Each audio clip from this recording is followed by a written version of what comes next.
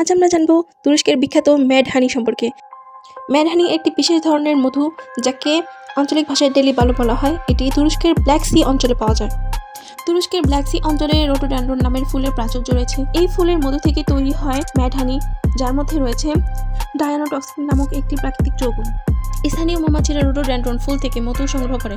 এই মধু প্রক্রিয়াজাত করে তৈরি হয় ম্যাড হানি। তার অনন্য স্বাদ ও ঔষধি গুণাবলীর জন্য এটি সারা বিশ্বে বিখ্যাত।